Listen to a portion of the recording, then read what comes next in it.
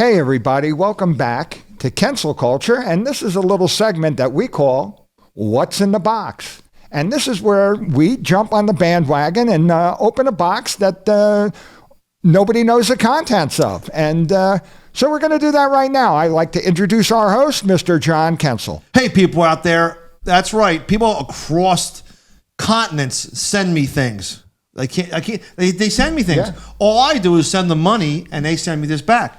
But we now have a sack. From all over. A sack. Ladies and gentlemen, we try to diverse from what's in the box. We're thinking outside the box now, and we are actually going to open let me see where it's... And John Kensel lives at Avenue. Oh.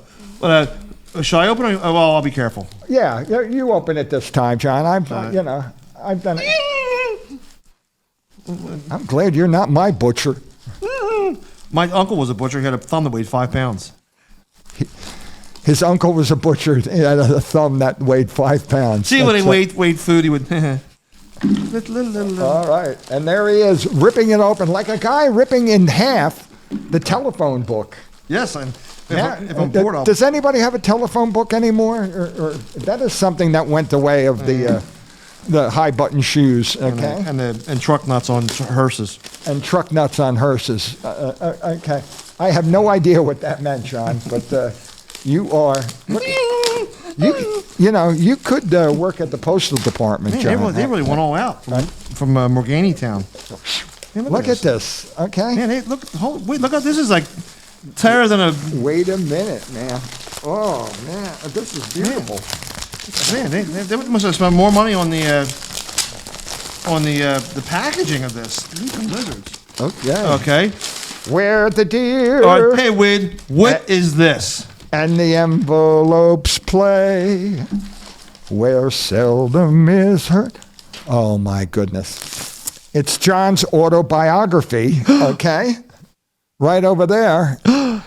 It is from Steve Martin, The Jerk. Shooting script. Shooting script right over there. John, that's how long a script has to be? I think it's 90 or 120 pages. Is Carl Gottlieb or this guy, are they well known? Besides Steve Martin gets the first credit. Carl Gottlieb wrote a movie, I don't know if you saw it, called Jaws. Oh, really? Yes. Jaws and the Jerk, doesn't he? Yeah. I'd like to see, K. I'd like to see when he writes movies with K's in the front. Yes. But the Jerk and Jaws, and it's a very funny, crazy comedy movie. No, it isn't. It's about a shark biting people. No, this movie. Oh, okay. Right. Sorry, I'm the jerk. It was Steve Martin's first major vehicle besides the Muppet movie, but it's a first crazy comedy. I think it came out in 77 or 78, and it's an outrageously funny, crazy movie.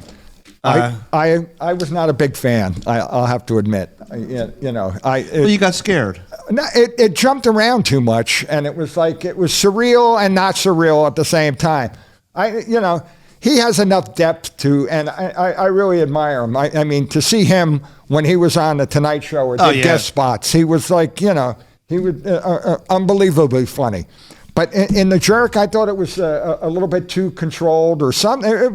It wasn't him, or it just emphasized his weirdness. I want to see his funniness. It was weird. A lot of stuff, or crazy. It's just crazy. But did he ever have besides The Jerk, which is his first one, okay, did he ever have a movie that you thought was...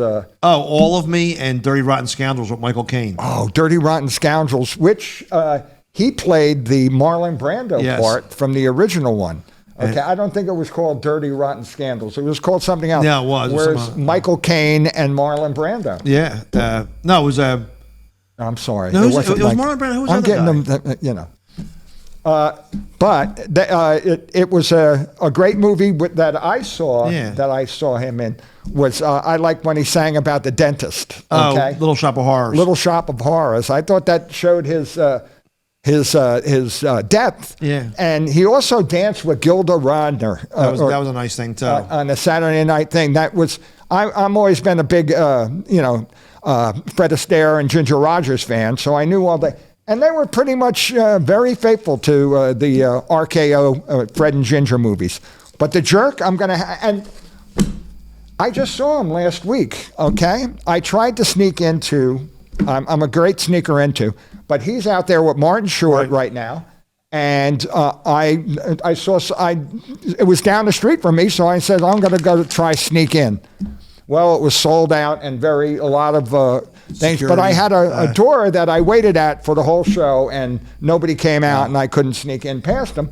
But at the backstage door, I got to see everybody taking pictures. I got pictures of them and everything. But I went up and I knocked on the window, and he put it down, and I said, "Hey, do you know the Marx Brothers started here?" And stuff like, "Oh yeah," and it did like that. But, there was 1,000 other people. But it doesn't count as a celebrity encounter if they don't talk to you. So I had my celebrity counter with, and I didn't tell you about that, did I? So, ladies and gentlemen, I think that the jerk, if you like it, this we can, we'll have a actual reading of this. I'd love to do that. But that was very fun. And people, don't forget this little segment. You can subscribe and share. And don't forget, Wid's doing a live taping November 18th. Also, too, I'll be taping my little thing that night, too. Yeah. Hey, ladies and gentlemen, thank you for tuning in to What's in the Box with Cancel Culture.